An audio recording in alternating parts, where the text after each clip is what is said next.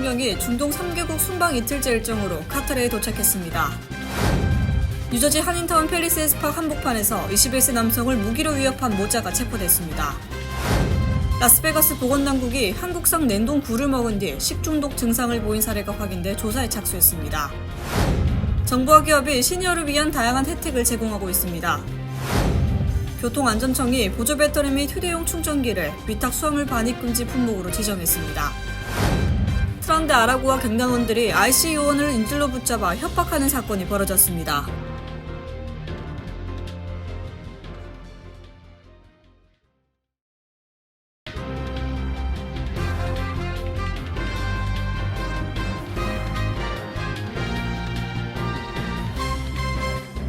안녕하십니까?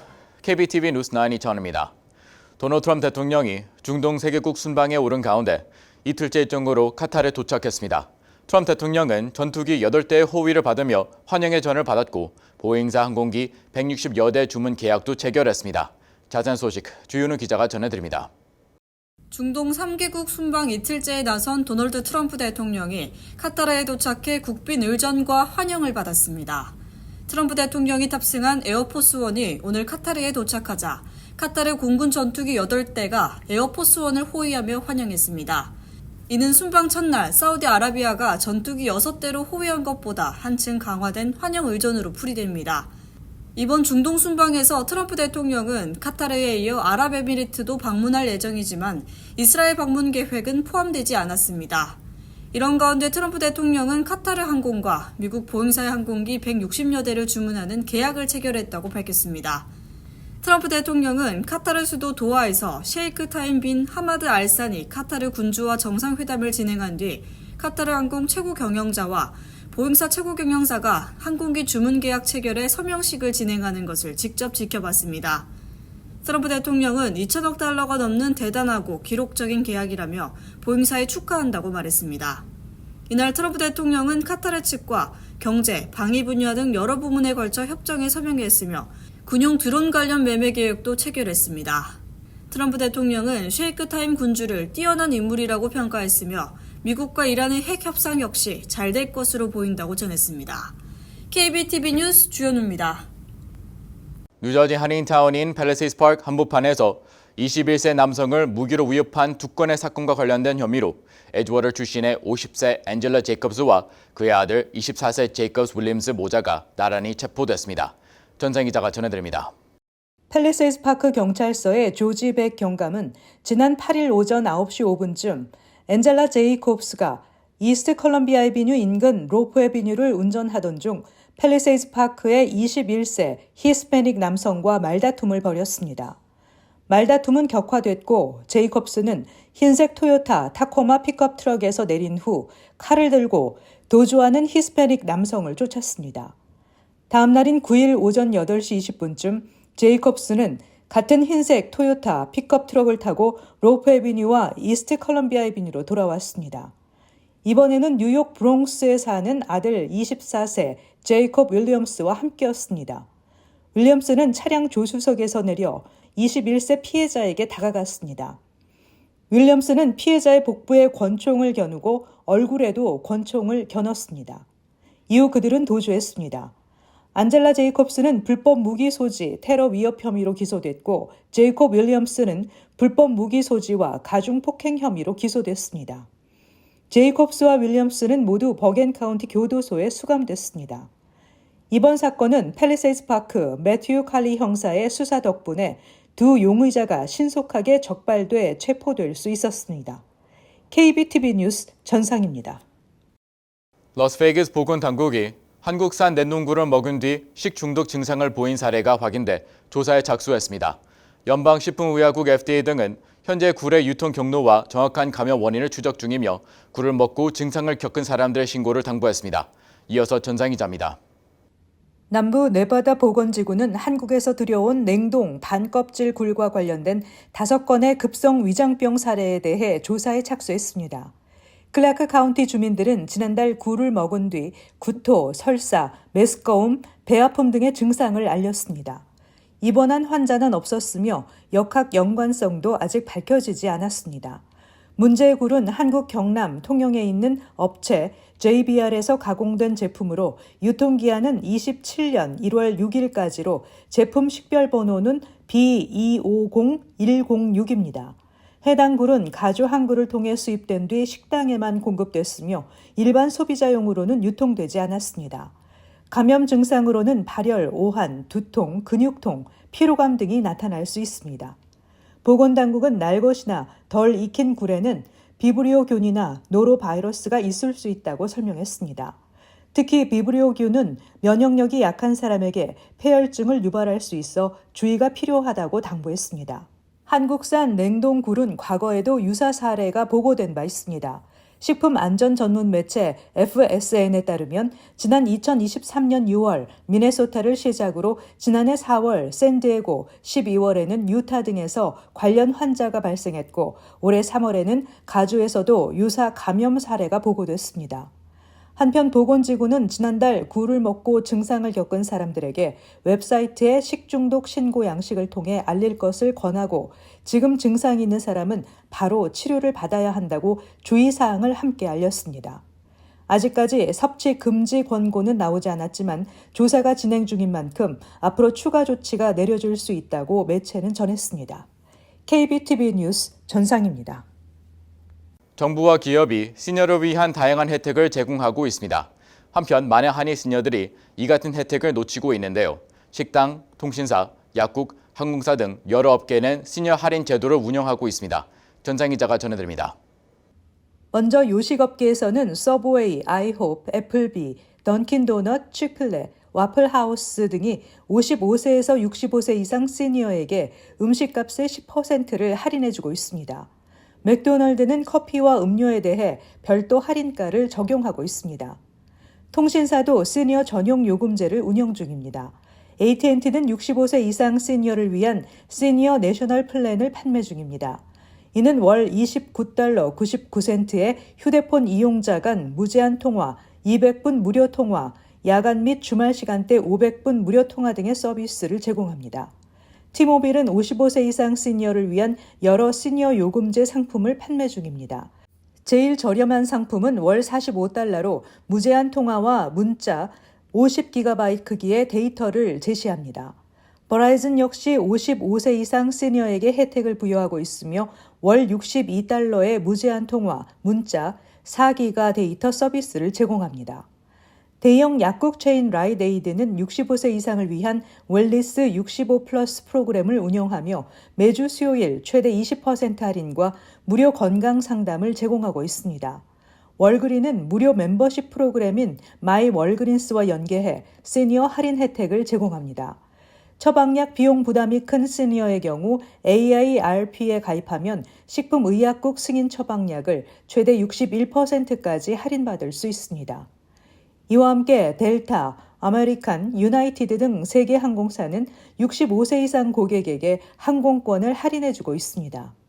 아마존은 시니어 중 정부 생활 보조 수혜자에 한해 $14 99센트인 프라임 멤버십 가격을 $6 99센트에 제공하고 있습니다.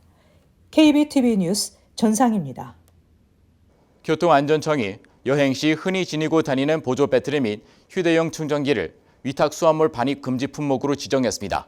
앞으로 비행기 탑승 시 보조 배터리 등 전자기기는 위탁 수화물로 보낼 수 없으며 승객이 반드시 소지해야 할 것으로 보입니다. 주인우 기자가 전해드립니다. 교통안전청은 연방항공청의 새로운 지침에 따라 여행객들이 자주 소지하고 다니는 전자기기 중 하나인 보조 배터리 및 휴대용 충전기의 위탁 수화물 반입을 금지한다고 발표했습니다. 새 지침에 따르면 리튬이온 배터리 및 리튬 금속 배터리를 사용하는 보조 배터리, 휴대전화 충전기 배터리 등은 반드시 기내 수화물로만 휴대해야 합니다. 대부분의 휴대용 충전기와 보조 배터리는 리튬이온 또는 리튬 금속 배터리를 사용하기 때문에 이번 규정은 대다수의 여행객에게 영향을 미칠 것으로 보입니다. 이번 조치는 또한 개인 전자기기에 들어가는 리튬 금속 배터리와 충전 가능한 리튬이온 배터리에도 적용되며 이에 따라 카메라, 휴대전화, 노트북, 태블릿, 손목시계, 계산기 등 여러 기기가 필수 소지품으로 지정될 전망입니다. 외장형 배터리 충전기 역시 리튬 배터리를 포함할 경우 위탁 수화물로 실을 수 없고 반드시 소지해야 합니다.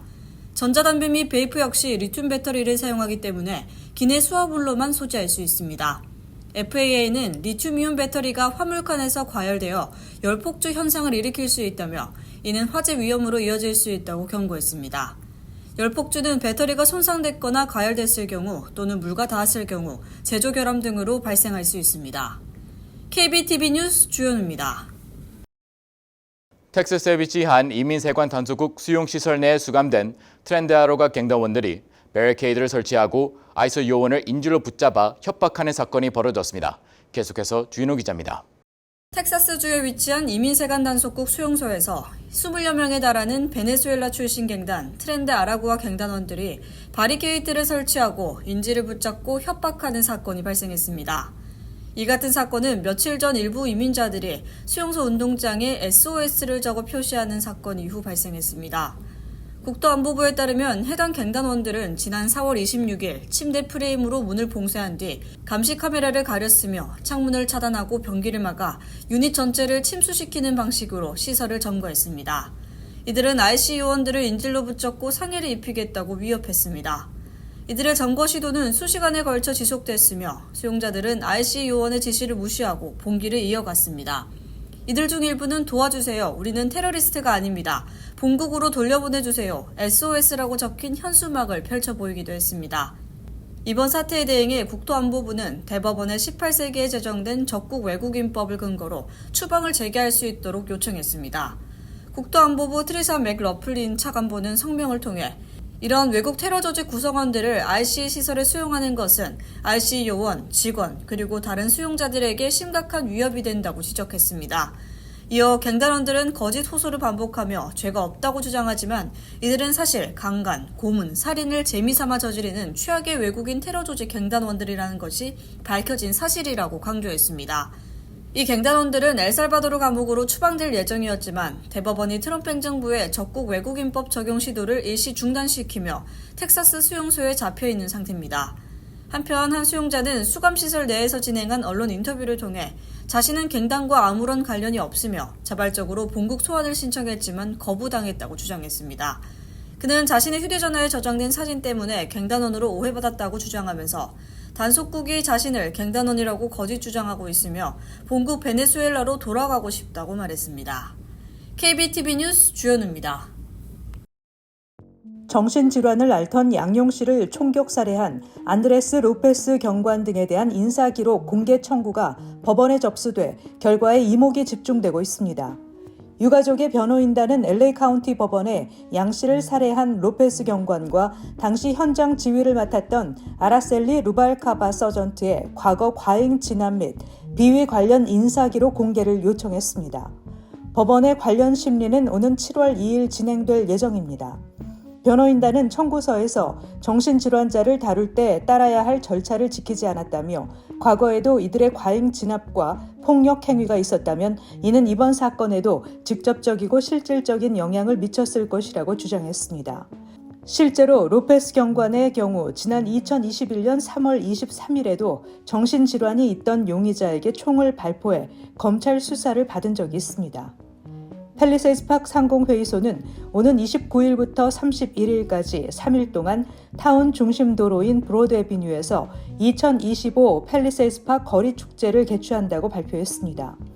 이번 행사는 3일 동안 브로드 애비뉴 주요 업소에서 각종 상품과 농산물 등을 할인 판매하고 주요 기업과 단체들이 부스를 마련해 홍보 활동을 펼칩니다.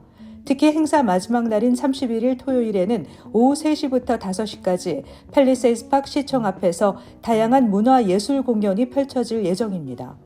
팰리세이드 파크 상공회의소는 팰리세이드 파크 거리축제가 다양한 볼거리, 풍성한 생활용품, 농산물 직거래, 특별 할인 이벤트 등이 펼쳐지는 주민들의 행사라며 많은 참여를 요청했습니다. 뉴저지 트랜짓 엔지니어들이 금요일 아침 파업에 돌입할 경우 모든 뉴저지 통근 열차 운행이 중단됩니다. 뉴저지 트랜짓은 주 내에서 버스와 철도를 운영하며 뉴욕시를 포함한 평일 약 100만 건의 통근 서비스를 제공합니다. 뉴저지 교통국과 기관차 기술자들은 조합원들의 평균 연봉이 11만 3천 달러라고 주장하며 평균 연봉 17만 달러를 요구하고 있으며 지도부는 이에 의의를 제기하며 엔지니어들의 연평균 총소득이 13만 5천 달러이고 최고 소득자는 20만 달러를 넘는다고 주장하고 있습니다. 목요일과 금요일에 맥라이프 스테디움에서 열리는 샤키라 콘서트는 철도 운행 중단 가능성에 앞서 이미 운행이 취소되었습니다. 뉴저지 교통공사는 제한된 수의 철도 이용객을 수용할 수 있는 비상계획을 수립했습니다. 버지니아 프랑코니아에 위치한 맥도널드가 지역 고등학생들의 폭력 사건 증가로 21세 미만 고객의 매장 출입을 금지했습니다. 이 금지 조치는 통제 불능 상태의 10대들이 매장 내에서 난투극을 벌이는 모습이 담긴 영상이 공개된 지 약 일주일 만에 시행됐습니다. 한 손님은 이 같은 방침을 찬성하며 문제 학생들로 인해 매장 손님들이 줄어 사업에 피해를 주고 있다고 주장했습니다. 버지니아주의 이 같은 정책은 유사한 연령 제한 정책을 시행한 브루클린의 한 맥도널드의 사례를 따른 것입니다. 노스트렌트 애비뉴와 플랫부시 애비뉴에 있는 이 패스트푸드는 20세 이상 고객만 매장에 입장할 수 있도록 허용하기 시작했습니다. 잠시 후 커뮤니티 브리핑을 전해드립니다.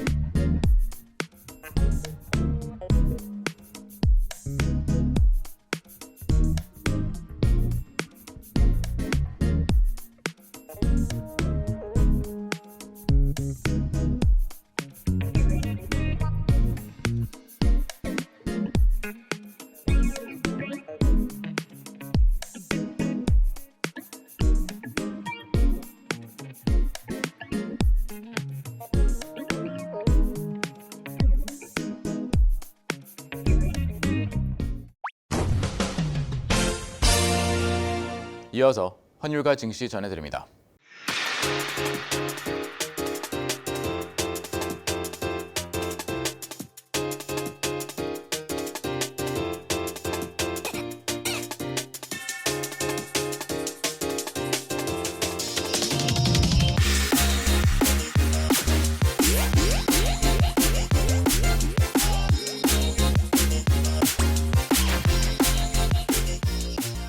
잠시 후 뉴욕과 뉴저지 날씨 전해드립니다.